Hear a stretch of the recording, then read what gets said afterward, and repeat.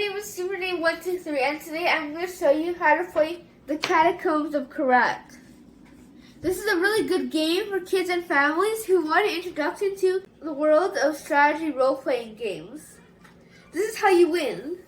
So the player with the most points after defeating the dragon wins the game. So how you get points is by opening these treasure chests with keys. So treasure chests are worth 1 point, and treasure chests with the red jewel inside are worth 1.5. And these ones with the jewel inside, it can only be earned from the dragon. So the game is very easy to set up. So you give each player a player card like this, and then the players get to choose which character they want.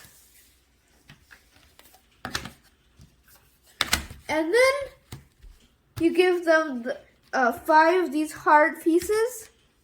And sometimes I like playing with less than 5 hearts because playing with 5 hearts can be a little too easy.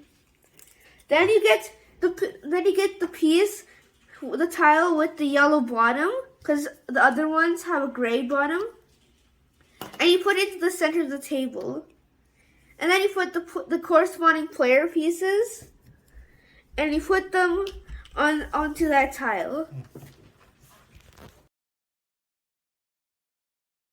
So now the game started, it'll look like this. So each player gets 4 moves. So let's pretend this guy goes first. So this is the hallway, so he continues moving, and then he gets to a room. So the rooms look like this. Hallways are more thin. So when you get to a room, you reach into the bag, you get an enemy or a chest, and then you put it into the room.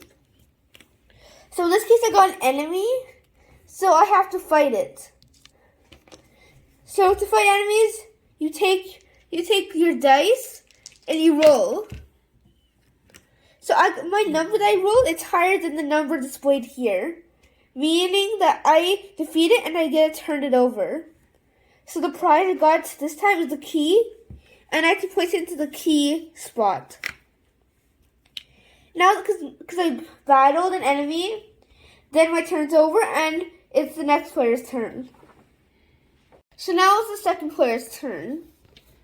So they decide to move into a new direction, and it's a room. So place it. By the way, you can turn in any orientation that you want. Okay, so it's a room. I do put my hand into the bag and grab a chest. So I put it into the chest. I put the chest into the room, but this player has no key, so she cannot open it. And then her turn ends. Now it's player 1's turn again. So he notices that there's a chest here that the player 2 can open because she didn't have a key. And each player gets 4 movements. So player 1 is able to get to the chest and open it because he has a key. Okay, he's able to open the chest, and he discards the key, and he opens the chest and he puts it down here. There is no slots for the chest because you can have as many chests as you want. So now it's player 2's turn. So she picks up a tile and puts it down.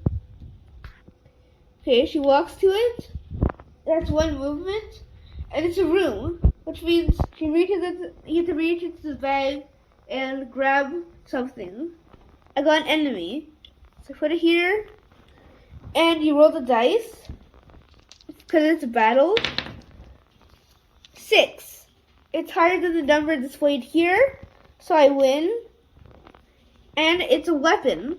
So weapons go into the sword slot, like that. And now, next time player 2 battles, she gets +1 damage in the battle because there's a 1.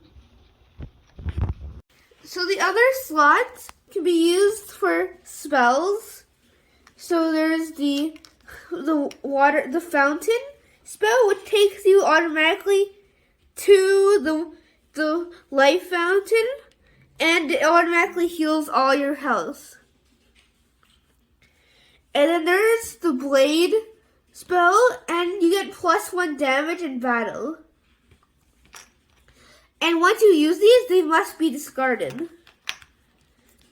And now for weapons. So I showed you this weapon, but there's also a sword which could do 2 damage. And there's the axe, which could do +3 damage.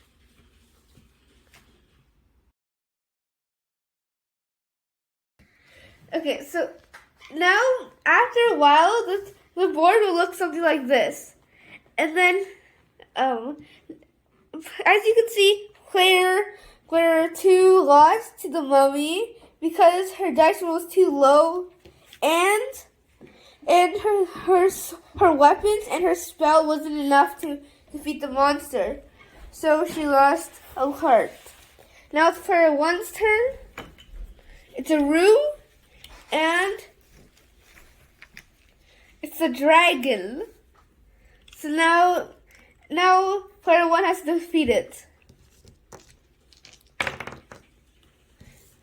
That's a 9, 10, 11, 12, 13, 14. Wow, just one point away from defeating the dragon, which means -1.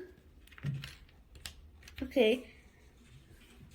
So let's assume that player 1 rolled 11, and let's add the weapon score. So 12, 13, 14. And then he's going to discard 1 scroll to add +1. So that's 15. And then another 1 so that he doesn't tie with the dragon. So he defeats the dragon and the game ends. So now that, because player 1 defeated the dragon, they look at the scores. So player 2 has 2 treasure chests, so that's 2 points. And player 1 has the treasure chest and the treasure chest with the jewel inside, which gives him 1.5 because this one is worth 1.5. So because he has 2.5 and this one has 2, player 1 wins. Wait. There are 7 different characters to choose from, and they all have their own special abilities. For example, this one, Magical Affinity, it lets you keep these blade spells, and you don't have to discard them. Astral Walking means that you can walk through walls, because as you can see here, because if you want to get from here to there, then you can use the astral walking to get to the other side.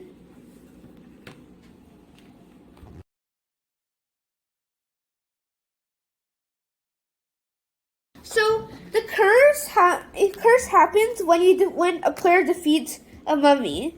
They can curse a player of their choice, and when you get cursed, you cannot use your abilities any longer.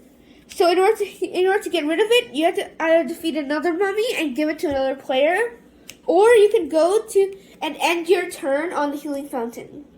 When you end your turn on a healing fountain, you heal all your health, and your curse gets removed. If you want to travel to a fountain instantly, you can use this fountain scroll, which automatically takes you to the healing fountain. So there are also portals. So what they do is if you choose to go through it, then you can end up on another portal of your choice. So if there are 3 portals, you can choose which one you want to go to.